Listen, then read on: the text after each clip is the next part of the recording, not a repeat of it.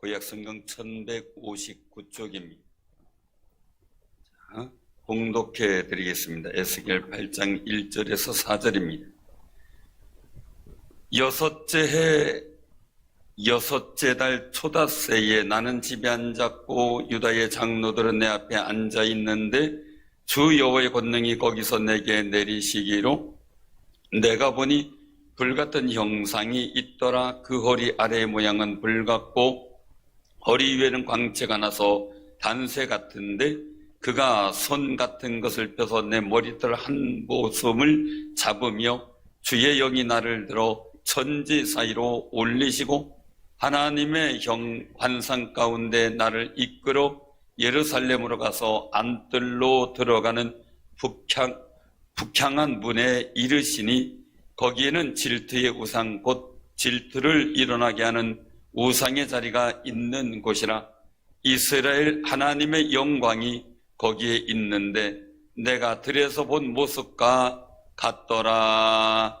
아멘. 오늘 음향 담당자가 처음 이제 하시는 분이라 당황도 하고 막 그랬을 거예요. 그래서 처음에 소리가 화우링이 확 났죠. 저는 그걸 뭘 들었냐면은 하나님의 방주가 구원 호배가 출발합니다 하는 이 백고동 소리 있죠. 그걸로 들렸어요. 감사하다 그 생각을 했는데 우리가 진군나팔을 불게 돼 뿔나팔 불면 그런 뿌 소리가 나더라고요. 감사한데요. 우리의 모든 삶의 자리에서 하나님의 도우심과 은혜가 더 풍성하게 임하기를 소원하면서 한 주 한 주 우리가 보내고 이제 1월 마지막 주를 맞이했어요. 지난주는 설날을 맞이했고 그러면서 요한복음 4장 20절에서 26절 말씀을 통해 아는 것을 예비하는 그런 제목을 가지고 말씀을 전했지요. 우리가 1월 한 달은 예배자가 되게 하소서라는 기도 제목을 갖고 지금까지 지내왔는데 우리가 한 해 동안 정말 하나님께서 보시기에 온전한 예배를 드렸으면 좋겠다라는 소망을 가져봅니다. 예수님은 이 사마리 여인이 묻는 일에 대한 답변을 하죠. 우린 그리심산에서 예배 드리는데 유대인들은 예루살렘에서만 예배 드려야 된다고 합니다. 라는 질문에 예수님께서 말씀합니다. 그리심산도 예루살렘이 중요한 게 아니라 너희가 아버지께 예배 드릴 때가 온다라고 말입니다. 우리는 예배를 하나님께 드린다는 것을 분명하게 확신을 해야 합니다. 예배는 참된 참신이신 하나님이 나와의 관계가 있다는 사실이 중요합니다. 하나님께서는 아브라함을 선택하셔서 그 은혜로 이스라엘 백성이 하나님의 백성이 되며 하나님께 예배를 드릴 수 있었습니다. 우리는 예수님을 영접하고 하나님과 아들과 아버지와의 관계가 되었습니다. 그러기에 하나님께서 받으시는 예배 드릴 자격을 우리가 부여받은 겁니다. 중요한 것은요, 하나님은 신령과 진정으로 예배하는 자를 찾으시는데 우리 교회와 우리 성도들이 하나님이 찾으시는 예배자, 예배 장소가 되는 아름다운 역사가 있기를 소원합니다. 그러기 위해서 우리는 분명히 예배의 대상이 우리 마음속에 분명해야 됩니다. 하나님께 예배드린다. 아는 것을 예배해야 됩니다. 우린 예수 그리스도를 통해서 나를 구원하신 그 사랑의 하나님을 내가 분명히 알고 믿어야 합니다. 그 마음 갖고 예배를 드리는데 신령과 진정으로 예배를 드리는 거죠. 진심을 다해 말이죠. 정말 그때 하나님의 눈에 띄는 거룩한 예배자가 여기 있는 모든 분들이 다 되시기를 바랍니다. 오늘 본문에는 에스겔이 등장합니다. 이 에스겔에게 여호와의 권능이 매여 제사장인데 하나님의 계획에 대한 환상을 보여주셔요. 그래서 오늘 본문에서도 주의 영이 이끌어 간 역사가 나타나죠. 그 환상 가운데 이끌어 올리시는데 예루살렘에 가서 안뜰로 들어가는데 이 북향한 문에 이르러서 거기에 질투의 우상이 서 있는 걸 보게 되는 겁니다. 그 우상의 자리가 있는 곳, 질투의 우상이 하나님의 질투를 일으키신 거죠. 그래서 이 하나님의 질투를 일으키는 우상을 없이 했어야 되는데 하나님의 성전에 기도의 대상이라든지 아니면 어떤 믿음의 대상이 어떤 영상을 만들어 놓는 것 하나님께서 아주 싫어하십니다. 이미 우리 주변에 가톨릭 가보면 여러 가지 형상을 만들어 놓고 그 앞에서 기도를 하지요. 사랑하는 성도님들, 우리가 기억하는 것은요, 하나님이 싫어하시는 것 안 하는 거예요. 가장 중요한 것. 더군다나 성전 안에서는 하나님의 질투는요, 인간이 경험하는 일상의 질투와는 달라요. 질투는 흔히 가치 있게 생각하는 것을 잃게 되는 두려움 내지는 우려, 불안 이런 것으로부터 생겨나게 되죠. 애정관계에서 질투는 사랑하는 사람이 자기 아닌 타인에게 애정을 준다고 화가 나는 감정이 질투입니다. 또 아마 관계 없을지라도 막연히 어떤 흠모의 대상이랄지라도 마찬가지죠. 저는 옛날에 데이트할 때 한번 혼난 적이 있습니다. 이게 요즘에는 디지털 카메라를 찍고 필요 없는 건 지우잖아요. 근데 옛날엔 필름할 땐 그게 안 됐잖아요. 어떻게 찍혔는지도 모르잖아요. 제가 우리 친구들 같이 가서 했는데 사진 찍어준다고 같이 아내하고 포즈하고 섰어요. 근데 사진 찍는 타이밍이 딱 찍고 났더니 제가 카메라를 본 게 아니라 이쪽을 보고 있었어요. 그래서 그걸 보고 사진을 빼가지고 온 친구나 아내나 어디 봤냐? 이걸 추궁당하는 거예요.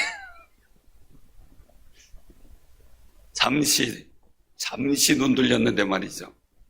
사랑하는 성도님들, 하나님의 질투는 하나님 위에 다른 신의 숭배를 결코 용납하지 않으시는 하나님이라는 성품을 의미합니다. 택한 백성을 향한 하나님의 뜨거운 열심, 순수한 사랑, 그리고 거침없는 은총을 베푸시는 그 은혜의 하나님을 역설적으로 강조한 방법이 바로 질투의 하나님입니다. 그래서 하나님의 질투는 하나님의 지극한 사랑의 표현이기도 하면서 하나님의 거룩한 분노의 모습이기도 한 겁니다.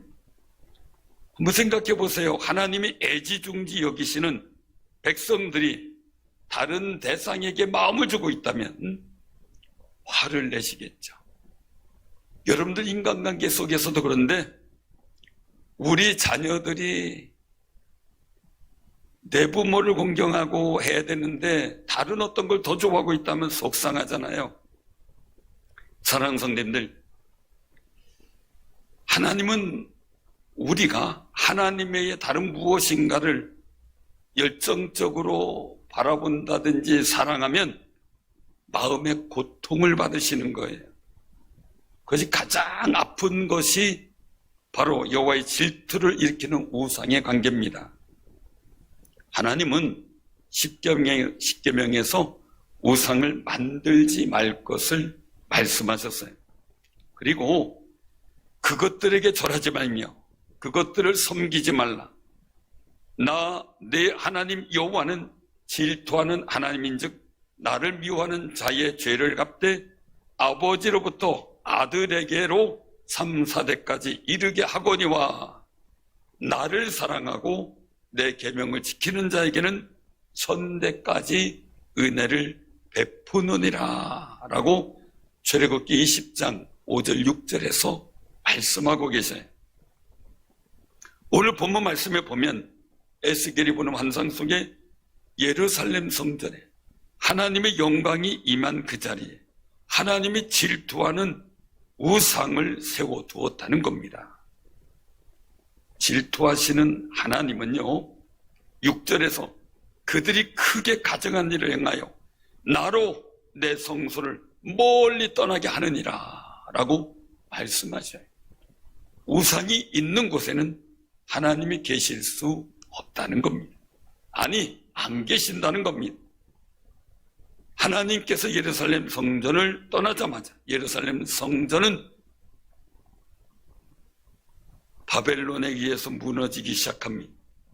유다 나라는 패망하여 포로로 잡혀갔어요.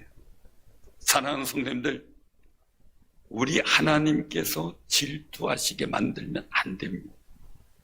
오히려 사랑과 긍휼의 하나님으로 임하시기를 소원하는 귀한 삶이 되시기를 바랍니다. 우리 성전에도 임하시고 사랑하는 성도님들 가정에도 임하시고 이 나라 대한민국에도 임하는 놀라운 은혜가 있도록 사모하며 기도해 주시기를 바랍니다. 오늘 본문 말씀을 통해서 깨달아야 될 사실이 있습니다. 첫째는 하나님께서 베푸신 은혜를 잘 기억하며 살아야 합니다. 우리 옆에 분들하고 인사 나누세요. 은혜를 잘 기억합시다. 또 다른 분들한테도 한 번 더 해주세요.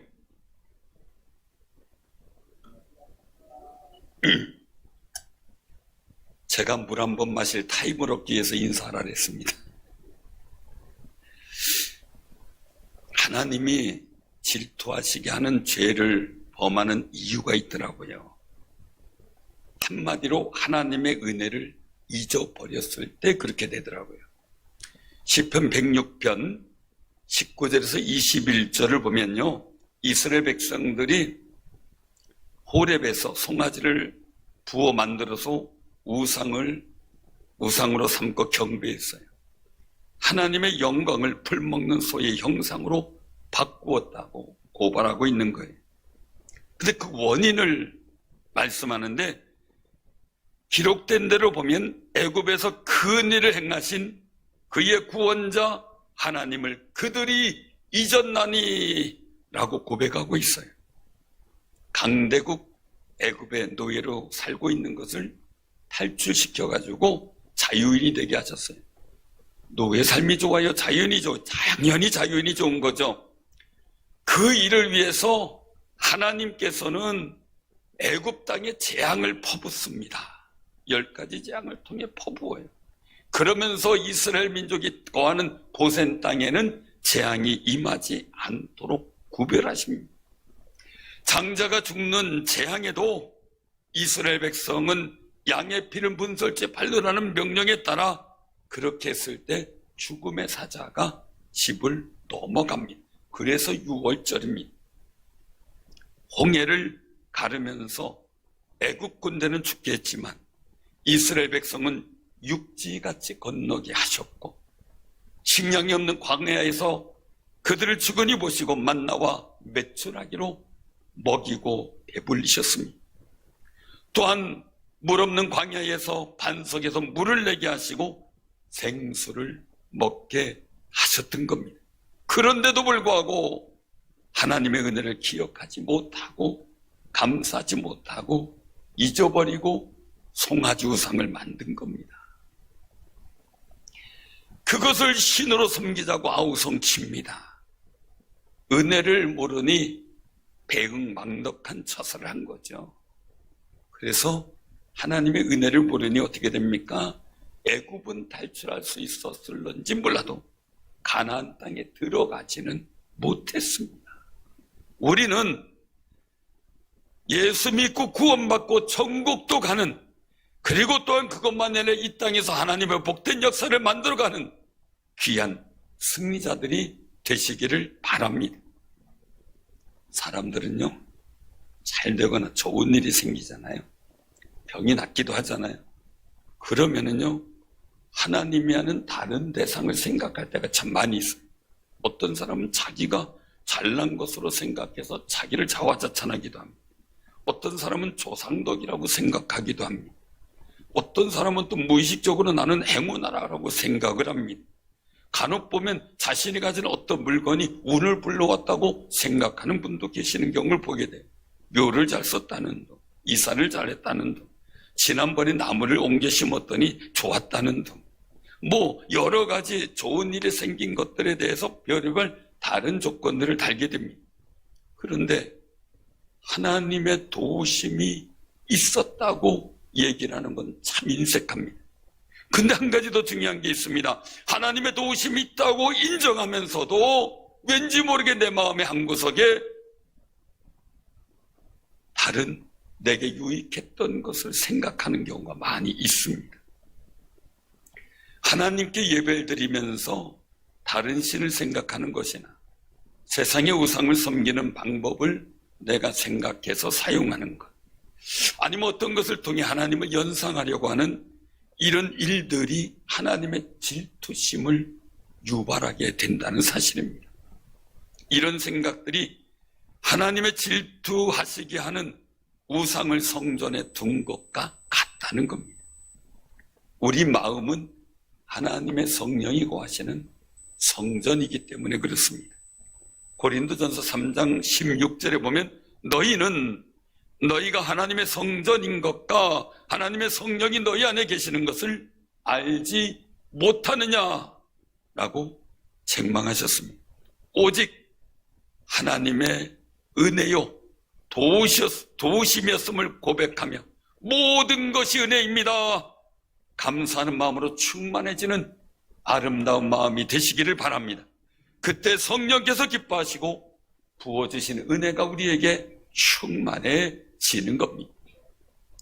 신명기 32장 21절에 보면요, 그들이 하나님이 아닌 것으로 내 질투를 일으키며 허무한 것으로 내 진노를 일으켰으니 나도 백성이 아닌 자로 그들에게 시기가 나게 하며 어리석은 민족으로 그들의 분노를 일으키리로다 라고 말씀하세요.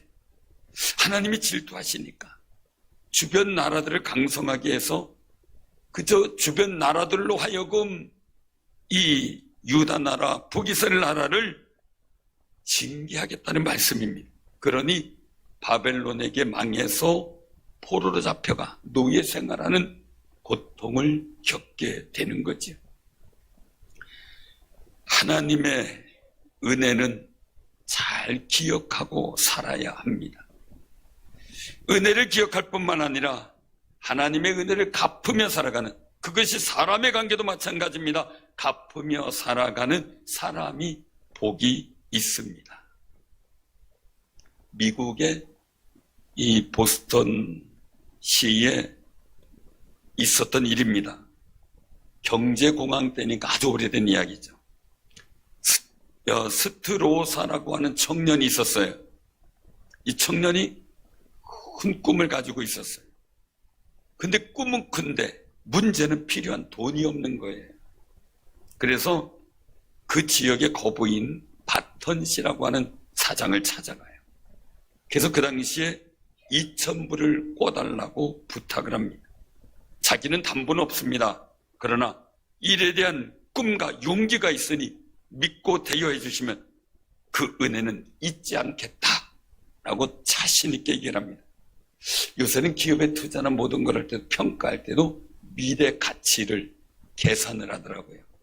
무형의 가치죠. 미래 이 회사가 이렇게 될 거다라는 그 가치를 계산해서 대출도 해주더라고요. 근데 이 당시는 그런 게 없었을 때니까 말이에요.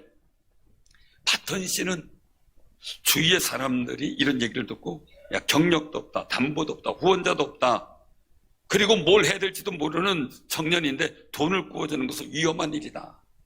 상당히 그 당시 2,000불은 큰 돈이었던 거 봅니다. 그런데 바턴 씨는 이 스트로사 청년의 용기가 마음에 들었어요. 가상했어요. 그래서 모험을 걸고 2,000불이라는 그 당시의 거액을 맡겼습니다. 그런데 그 바턴 씨의 믿음대로 스트로사는 얼마 되지 않아 그 돈을 갚아버려요. 그리고 10년이 지나요. 미국의 경제 공황이 일어났어요. 바턴 씨는 이제 그 당시에 완전히 파산 지경이 된 거예요. 소문으로 이 사실을 알게 된 이 스트로사는 바턴시를 찾아가게 돼요. 그리고 당신이 빚진 돈 7만 5천 불을 내가 대신 갚아주겠습니다 라고 말을 해요. 바턴시는 깜짝 놀래요. 자네가 빌려간 돈은 이미 갚았는데 또 무슨 소리요? 라고 의아해합니다. 이때 스트로스가 하는 이야기입니다. 분명히 빚진 돈 2천 불은 옛날에 갚았지만 사장님이 베풀어준 은덕은 평생 갚지를 못합니다. 그때 이 2천 불로 장사를 해서 오늘 이렇게 큰 부자가 되었습니다. 이것이 돈으로 갚아진다고 생각하는 사람은 정신 나간 사람입니다. 은덕과 사랑은 영원히 갚을 수 없는 빚입니다 라고 대답을 했다 그래요. 이 일화를 보면서 생각이 됩니다. 될 사람은 될 수밖에 없는 마음을 가지고 있구나. 은혜를 알고 은혜를 갚을 줄도 아는 마음이 있구나 라는 생각입니다. 어느 교회에서 한 분이 어려운 분이 있었어요. 그 어려운 가정이 집도 없어서 집을 얻을 보증금도 주고 그리고 생활할 수 있는 생활 기반도 해주고 그리고 그분들도 열심히 신앙생활 했어요. 그랬더니 이제 이분의 가정이 모든 것이 원활하고 조그마한 사업도 할 수 있는 그런 자기의 가게를 가질 수 있는 여건도 되고 이래서 잘 됐어요. 그리고 9년이 흘렀어요. 9년이 흘렀더니 그분이 목사님을 찾아 상담을 하는 거예요. 목사님, 이제 교회 그만 나오겠습니다. 아니, 그럴 수가 있습니까? 지금까지 우리 성도들이 얼마나 많이 사랑했는데요. 그리고 우리 교회가 얼마나 열심히 기도해 줬는데요. 그것 때문에 내가 9년 동안 나오냐고 죽을 뻔했습니다. 나 이제 9년 동안 나왔으니 이제 안 나오겠습니다. 그리고 떠났다는 거예요. 진정 그 물질이 중요한 게 아니라 예수 믿고 구원 얻는 게 중요한 거잖아요. 독생자이신 예수님을 세상에 보내셔서 멸시와 고통을 당하게 하셨고 결국 십자가에 죽게 하심으로 죄로 인하여 죽을 수밖에 없는 우리를 구원하신 하나님의 사랑을 무엇으로 갖겠습니까? 숫자로 갖겠습니까? 무엇으로 우리가 감당하겠습니까? 평생 나의 인생을 통해 예배드리고 헌신한다 한들 갚을 수 있겠습니까? 그러니 우리 모든 것이 은혜입니다 하고 주님 앞에 영광 돌리며 찬양할 수밖에 없는 거죠. 늘 감사함으로 섬길 수밖에 없는 거죠. 사랑하는 성도님들, 은혜를 기억하고 갚으며 살면 하나님의 긍휼하신 사랑과 은혜가 우리에게 임하는 역사가 있을 줄로 믿으시기를 바랍니다. 그 소망의 일들을 우리가 느껴야 됩니다. 두 번째는요, 하나님의 질투하는 심정을 느끼면 저주가 복이 됩니다. 우리 다시 한번 따라해 보세요. 하나님의 질투하는 심정을 느끼면 저주가 복이 됩니다. 하나님이 질투하심을 깨닫는 사람은 자기의 인생을 변화시킬 수 있는 은총을 받게 돼요. 야곱의 아들들 중 시므온과 레위가 있어요. 레위는 시몬과 레위는 함께 살인하는 죄를 범했어요. 한 족속을 그냥 깡그리 멸문지화시켰으니까요. 야곱이 고향으로 돌아가는 과정에서 생겨난 일이에요. 창세기 49장에 보면요, 야곱이 이제 운명을 다할 때쯤 돼서 자녀를 위해서 손을 얹고 안수하며 축복 기도를 해줘요. 근데 이 성경학자들의 얘기를 들어보면 그 야곱의 기도가 그대로 그 후손들에게 이루어졌다는 거예요. 그런데 시므온과 레위를 위해 기도하는데 그런 내용으로 기도해요. 시므온과 레위는 형제요, 그들의 칼은 폭력의 도구로다. 저주를 받을 것이라 내가 그들을 야곱 중에서 나누며 이스라엘 중에서 흩으리로다 라고 기도를 해요. 아버지가 두 아들한테. 결국은요, 이 시므온과 레위는 이스라엘 백성 중에 흩어져 명맥을 잃어버릴 수밖에 없는, 존재감을 잃어버릴 수밖에 없는 저주의 상황이 이루어지게 돼요. 실제적으로 시므온 지파는 거의 자신들의 위치나 모든 것을 상실해버려요. 그런데 레위 지파는 달라요. 하나님의 은총을 받는 사건이 생겨요. 민수기 25장에 보면 이스라엘 백성이 시딤이라고 하는 땅에 머물러져 있어요. 근데 거기에 모압 족속이 있었는데 이 모압 여인들과 음행하고 이 여자들이 섬기는 신들에게 제사할 때 이스라엘 백성들이 초대받아서 거기서 먹고 마시며 이 바알 우상에게 절하는 사건이 생겨요. 바알 부올 사건이라고 해요. 이 여자들은 우상을 섬기는 여사제들이에요. 그러면 바알 부올에 이스라엘 백성이 가담했을 때 이 일로 인하여 하나님의 질투 속에서 진노가 임하게 돼요. 그때 제사장 아론의 손자 엘라살의 아들 비느하스가 하나님의 질투하심으로 이 우상 바알 부올에게 가담한 사람들을 처단하는, 신속하게 처단하는 의리를 보여요. 그래서 하나님의 질투하심을 돌이키셔서 이스라엘 백성을 소멸하지 않도록 만들어요. 이 비느하스는 레위 지파 사람이에요. 그로 인해 레위 지파 사람들은 흩어져 버리는 저주가 오히려 각 지역의 각 성에 머물면서 이스라엘 백성의 죄를 사해주고 축복하는 일을 감당을 해요. 여러분들 요즘에 또 보면 이 중동 지역 속에서 특별히 이 예루살렘 주변의 분쟁 속에서 나타날 때 보면 동고개벽 나오게 될 때 그때 검은 모자 쓰고 수염하고 그리고 검은 옷을 입고 뭐라 기도하는 분들 한번 나올 거예요. 그분들이 종교인이라고 해서 그분들이 하는 레인들이에요. 지금도 레인들을 모아요. 그래서 그들은 나라를 위해서 기도하고 축복하는 일, 이스라엘의 죄를 사하는 일에 전무하도록 그 나라에서 다 보장을 해줘요. 사랑하는 성도님들, 이들의 역할은 흩어졌지만 백성들의 죄를 사하고 그리고 축복해주는 거룩한 일을 전담한 아름다운 사역자들이 돼요. 저주를 축복의 역사로 바꿨는데 이유는 하나님의 질투하심을 갖고 그 일들 속에 그 마음을 느끼면서 하나님의 뜻을 행했을 때 이루어진 거룩한 은혜였어요. 사랑하는 성도님들, 골리앗 하면 잘 알 거예요. 이스라엘 군대를 무시하고 모욕하는 말을 하는 이 골리앗 앞에 누구도 쫓아나가질 못해요. 두려워서.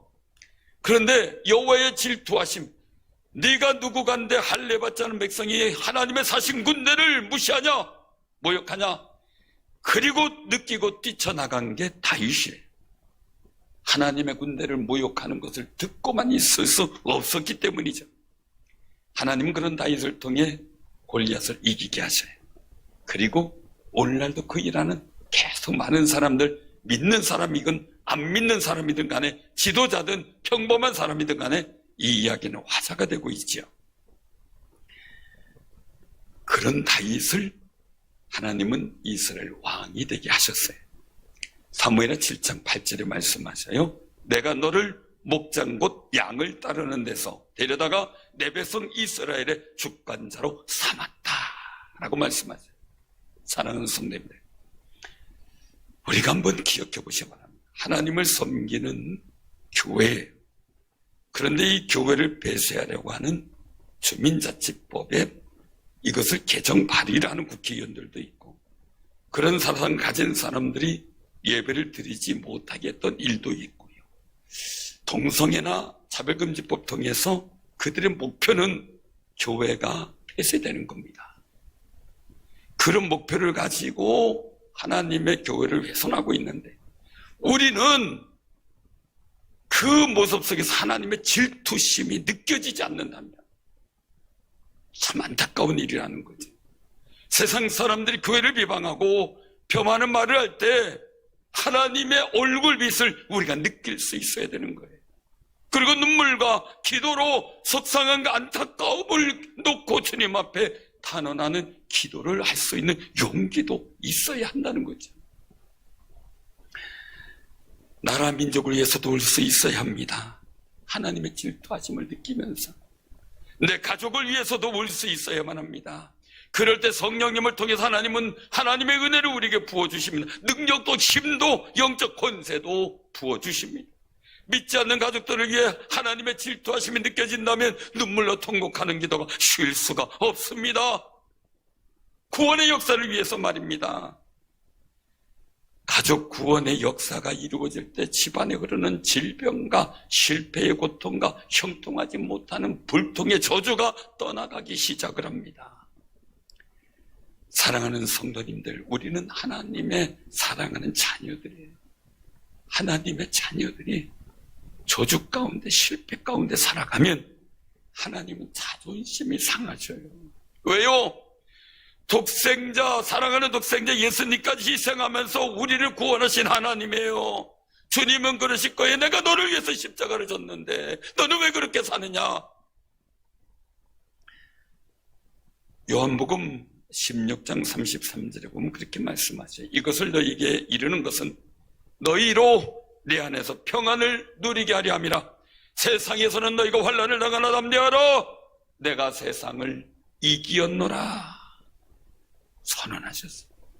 그런데 예수 믿고 구원받았고 하나님의 사랑을 받고 있는 하나님의 자녀인 우리가 세상에 지고 기죽어 살고 보고만 얘기하지도 못하고 저주를 물리치지도 못하고 늘 눌려 살아간다면 하나님이 얼마나 자존심이 상할까? 하나님이 얼마나 속상하고 질투하심이 막 분이 올라갈까? 이 생각이 여러분들 생각해보세요. 내 자녀들이 기죽어 살고요, 어디 가서 활동도 못하고요, 맨날 그냥 빌빌거리고 있다면요, 여러분들 마음이 어떻겠어요? 우리를 바라보는 하나님도 그러시다는 거죠. 그런 하나님의 마음이 여러분들 심령에 느껴지기를 바랍니다. 그런 하나님의 마음이, 질투하심의 마음이 내가 마음속에 느껴질 때, 그때 하나님께서 주신 은혜가 내게 새롭게 다가오는 역사가 있을 줄로 믿으시길 바랍니다. 이제 사순절이 다가옵니다. 주님, 예수님의 승리가 내 승리가 되게 하소서. 나도 승리하게 하소서. 하나님의 사랑스러운 자녀답게 저주를 물리치고 하나님의 복된 역사를 이루며 살게 하옵소서. 외치며 기도하는 마음의 담대함을 갖고 용기를 갖는 아름다운 기간들로 만드시기를 바랍니다. 그때 하나님 자존심이 서고요, 질투하심이 긍휼로 바뀌게 되고요, 하나님께서 우리에게 베풀어 주신 은혜가 임할 줄로 믿으시길 바랍니다. 하루는 학교에서 철수라는 아이가 있는데 선생님이 물었어요. 철수야, 훔치다의 과거형이 뭐지? 훔쳤다입니다. 그랬어요. 자, 그러면 잘했어. 그럼 훔치다의 미래형은 뭐지? 그러니까 철수가 있더니 교도소입니다. 그랬어요.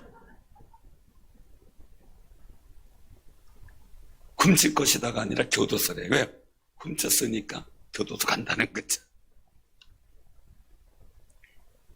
훔칠 것이다라는 얘기했지만 실제적인 미래는 교도소죠. 예수 믿는다의 과거형은 믿었답니다.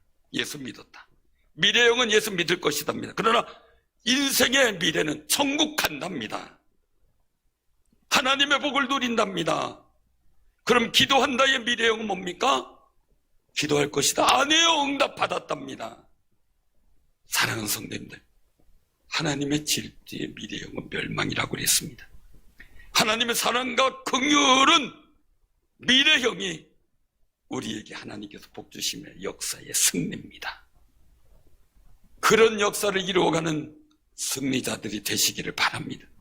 하나님께서 질투하지 않으시도록 복된 신앙 잘 감당하면서 우리가 살아서요, 정말 하나님의 자존심을 세워드리는 하나님의 사랑스러운 자녀들 되시고요, 그러기 위해서 첫째 우리 하나님께서 베푸신 은혜를 잘 기억하며 그 은혜를 갚으며 살기를 소원하고, 두 번째는 하나님의 질투하심의 심정을 느끼면서 우리가 그 하나님의 자존심을 세워드리면서 저주가 복이 되는 역사를 만들어가는 귀한 승리자들이 되시기를 주님의 이름으로 축원합니다.